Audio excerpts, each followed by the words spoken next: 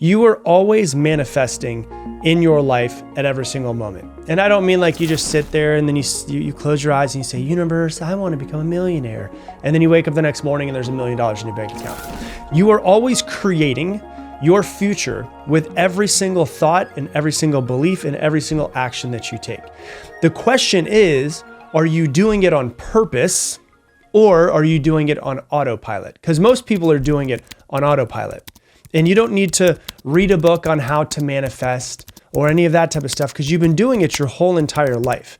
And so, like I said, I'm going to talk to you about how we do it psychologically, but also neurologically, how this happens to you as well. And the reason why is because if you can understand the way that you work and the way that your brain works in your psychology, you can start to actually, quote unquote, manifest intentionally and use it to create the life that you want. The problem with that is that most people don't manifest intentionally. They don't focus their mind intentionally on what they want. So in turn, what do? They focus on what they don't want. They focus on what could go wrong.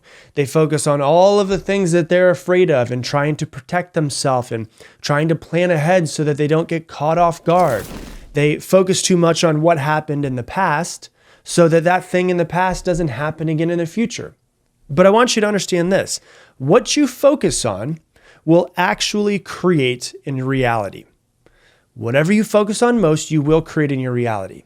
So one of the examples that I'll give you a couple of different examples. The number one fear that I hear from people, and I've been coaching people now for over 15 years.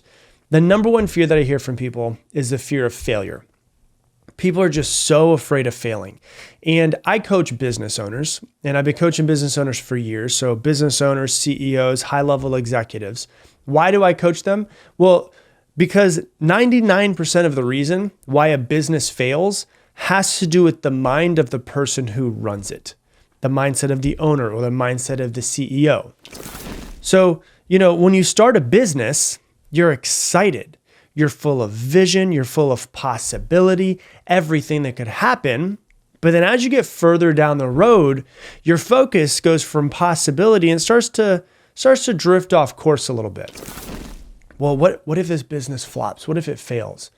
What if I spend all of this time creating this product and nobody ends up buying from me? What if I'm not good enough? What if I'm just an imposter? What if I mess up? What if I put in all of this effort to try to grow this business and I lose time and then also lose money as well? So then what do? You start to focus because your focus has deviated from the goal that you're trying to hit to what you're afraid of, what you're trying to avoid. So then what do you do when you start this business and you're 6 months into it? You start to hesitate. You procrastinate a little bit. You find yourself scrolling on your phone more than picking up the phone and actually selling your product.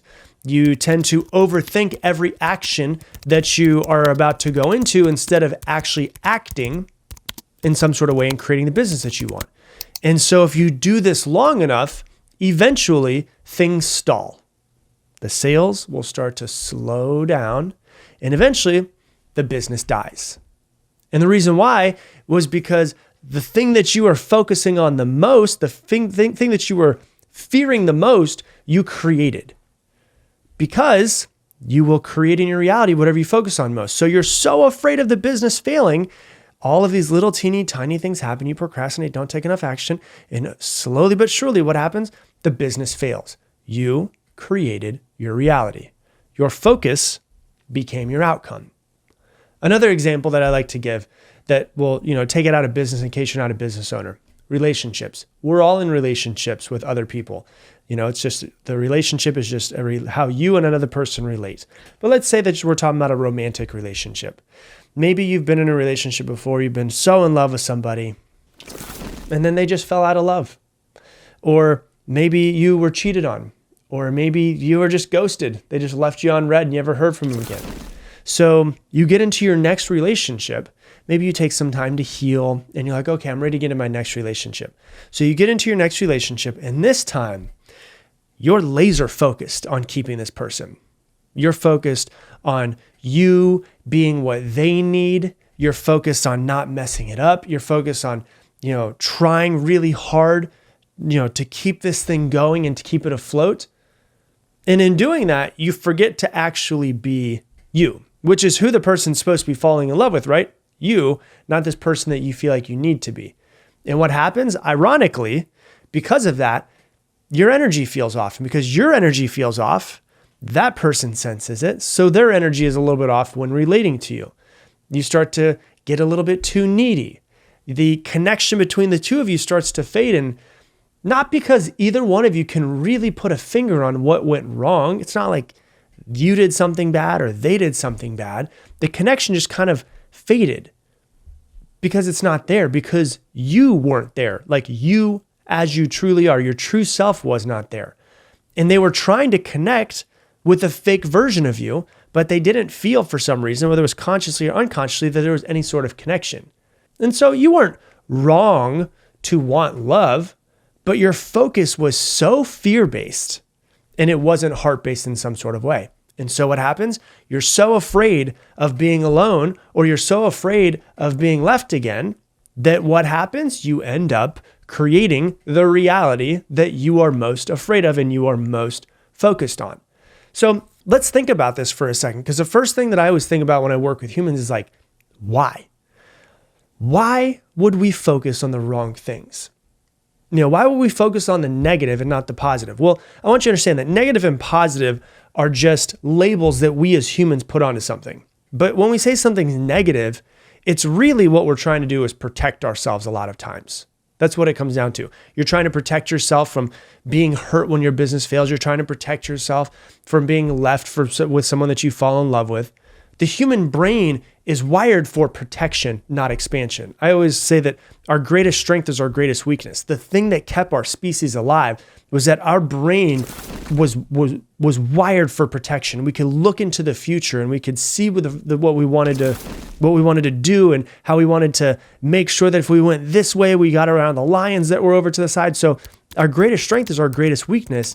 We protected ourselves, our species survived, and our species got to where it is. But that protection now, today, in modern day, doesn't help you create the life that you want to. You don't have to worry about lions. You don't have to worry about food. You don't have to worry about water. You need to figure out how to get rid of that protection mechanism that you got inside of your brain. I guess you won't get rid of it. How to work through it is a better way of saying it. And how to actually create whatever it is you're trying to create. Because your brain, it's always looking for what's wrong. It's always scanning for danger in some sort of way. It's trying to survive, not help you thrive in any sort of way. And if you're not intentional, like very, very intentional, your focus defaults back to fear. It goes back to lack.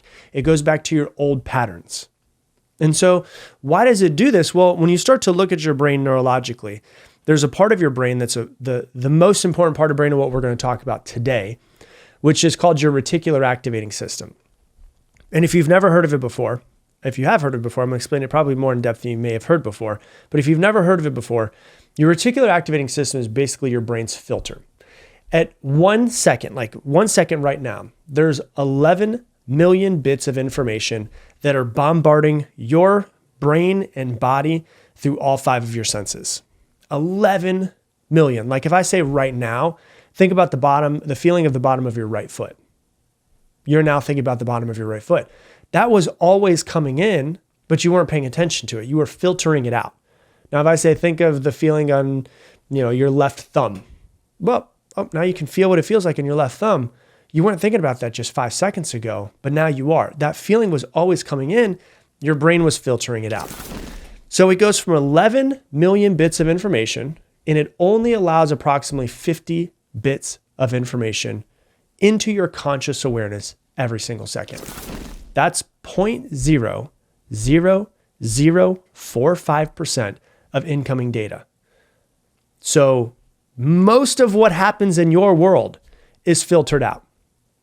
What decides what the 50 bits of information are that make it in? This thing in your brain called the reticular activating system. And what programs your reticular activating system? What you focus on, it's going to look for. Your beliefs, it's going to look for proof to your beliefs. Your thoughts, it's going to look for proof for your thoughts. Your values, your emotions, all of these things program your reticular activating system. And the reticular activating system is just basically a bundle of nerves at the base of your brainstem that just filters stuff out.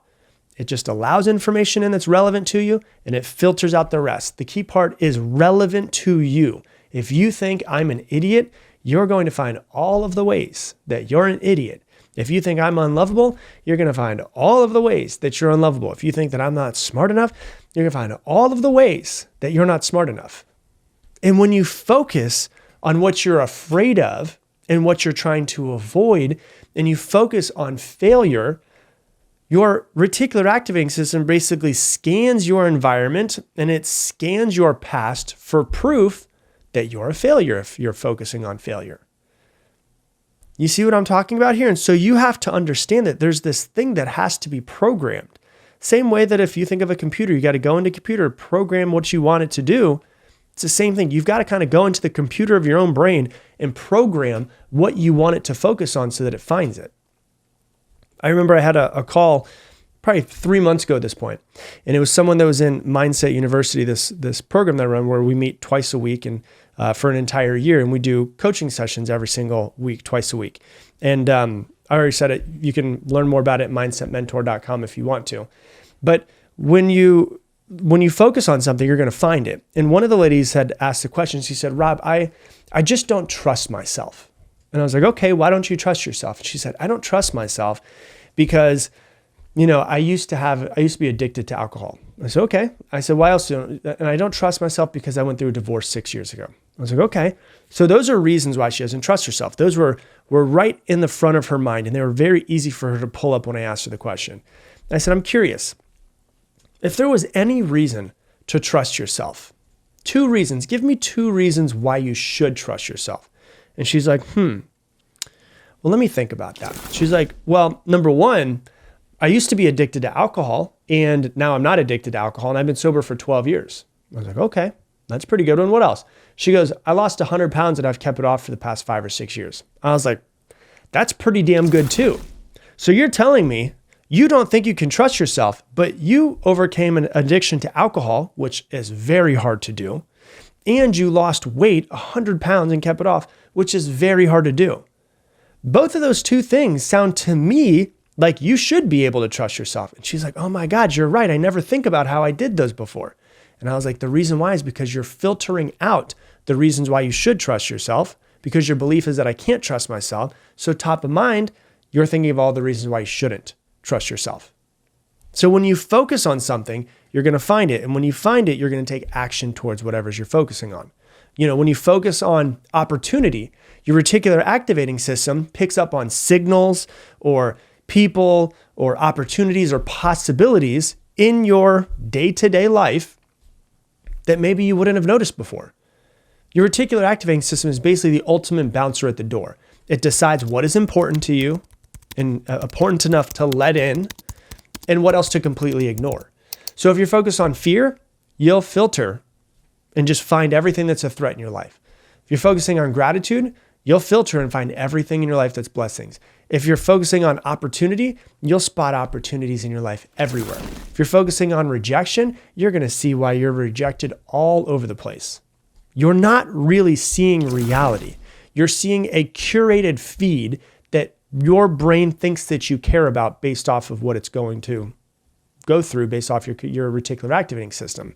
On top of that, then you have something that's called the confirmation bias in psychology, which is we look for and try to find evidence for what we already believe. So if you already believe that you are not lovable, well, then you're going to find that in your day-to-day, and then you're also going to find it throughout your entire history, because in psychology, for some reason, humans always want to prove themselves correct.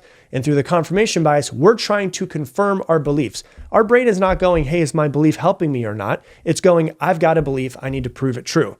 Oh, yep, I'm unlovable. Oh, yep, I'm a loser. Oh, yep, I'm not smart enough." If you believe something like "people always let me down," your brain will filter out all of the events that showed where people were there for you.